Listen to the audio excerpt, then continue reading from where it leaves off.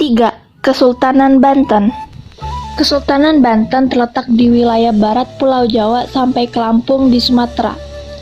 Kesultanan Banten menjadi urat nadi pelayaran dan perdagangan yang melalui Samudra Hindia. Menurut carita Parahyangan, jauh sebelum masuknya Islam, Banten merupakan bagian penting dari kerajaan Pajajaran. Berbagai sumber asing mulai dari sumber Tiongkok yang berjudul Sung Peng Siang Sung hingga berita Tommy Pires menyebutkan Banten sebagai salah satu dari beberapa rute pelayaran mereka.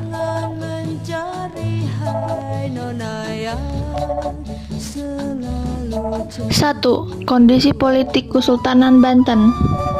Berdirinya Kesultanan Banten berawal ketika Demak memperluas pengaruhnya ke kawasan pesisir barat Pulau Jawa sekitar tahun 1526.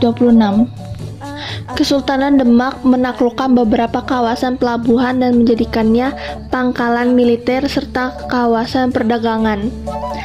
Selain itu, untuk perluasan wilayah sekaligus menyebarkan agama Islam, pasukan Demak dipimpin oleh panglima perangnya Fathahillah, menantu Syarif Hidayatullah atau Sunan Gunung Jati.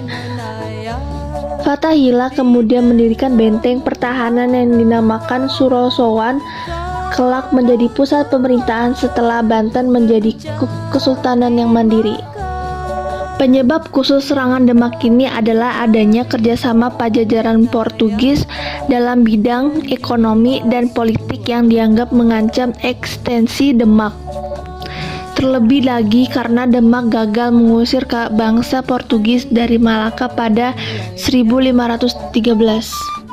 Pasukan Demak yang dibantu oleh pasukan Cirebon berjalan menuju Banten di bawah pimpinan Fathahillah dan Syarif Hidayatullah pada tahun 1522. Putra Syarif Hidayatullah, Pangeran Sambaqinkin dengan nama Maulana Hasanuddin ikut serta. Selanjutnya pada tahun 1526, Banten berhasil direbut termasuk pelabuhan Sunda Kelapa yang waktu itu merupakan pelabuhan utama kerajaan Pajajaran. Pelabuhan ini kemudian diganti namanya menjadi Jayakarta. Selanjutnya pusat pemerintahannya yang semula berkedudukan di Banten girang dipindahkan ke Surosowan dekat pantai. Setelah menjadi kerajaan mandiri, penguasaannya menggunakan gelar sultan, sedangkan dalam lingkaran istana terdapat gelar Pangeran Ratu, Pangeran Adipati, Pangeran Gusti, dan Pangeran Anom yang disandang oleh para pewaris. Pada sistem pemerintahan Banten terdapat seseorang dengan gelar Mangkubumi, Kadih, Pati, serta Syah Bandar dengan perannya masing-masing dalam administrasi pemerintahan. Maulana Yusuf, putra dari Maulana Hasanuddin, naik tahta pada tahun 1570 yang memerintah pada tahun 1570 sampai 1580. Ia melanjutkan ekspansi Banten ke kawasan pedalaman Sunda dengan menaklukkan pangkuan Pajajaran tahun 1579. Islam pun masuk ke wilayah pedalaman tersebut. Maulana Yusuf digantikan oleh Maulana Muhammad yang memerintah pada tahun 1580 sampai 1596. Karena usianya masih sangat muda, pemerintahan dijalankan oleh semacam dewan atau disebut kali yang terdiri atas badan pengadilan dan 4 orang menteri. Ketika sudah dewasa, Maulana Muhammad memimpin sendiri pasukannya untuk menyerang Palembang, daerah penghasil lada. Serangan ini gagal, bahkan Maulana Muhammad sendiri tewas dalam pertempuran itu. Pada akhir masa pemerintahannya, kapal dagang berbendera Belanda yang dipimpin oleh Cornelis de Houtman untuk pertama kalinya berlabuh di Banten. Maulana Muhammad digantikan oleh putranya Pangeran Ratu memerintah pada tahun 1596 sampai 1651. Sultan ini dikenal karena melakukan hubungan diplomasi dengan negara-negara lain, termasuk Raja Inggris James pertama tahun 1605 dan tahun 1629 dengan Charles pertama.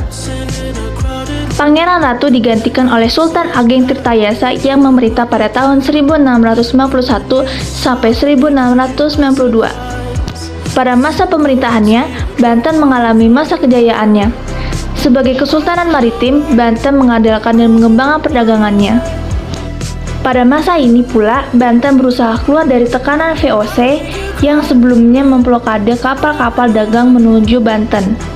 Ia berusaha keras mengusir armada dagang Belanda dari Banten meski gagal.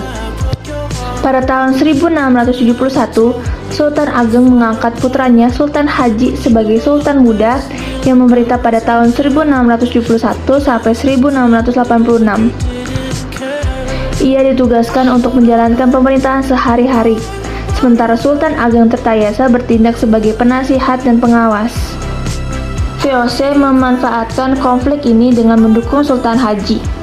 Hasilnya, Sultan Haji berhasil mempertahankan kekuasaannya, sementara Sultan Ageng terpaksa menyingkir dari istana dan pindah ke kawasan yang disebut Tirtayasa pada tahun 1682. Lalu kemudian mundur ke arah selatan pendalaman Sunda. Pada tahun 1687, VOC semakin mencengkeramkan pengaruhnya di Banten. Hal ini terlihat dari pengangkatan Sultan Banten mesti mendapat persetujuan dari Gubernur Jenderal Hindia Belanda di Batavia. Kesultanan Banten resmi dihapuskan tahun 1813 oleh pemerintah kolonial Inggris. Pada tahun itu, Sultan Muhammad bin Muhammad Muhyiddin Zainul Salihin dicuti dan dipaksa turun tahta oleh Thomas Stamford Raffles. Peristiwa ini merupakan pukulan pamungkas yang mengakhiri riwayat Kesultanan Banten.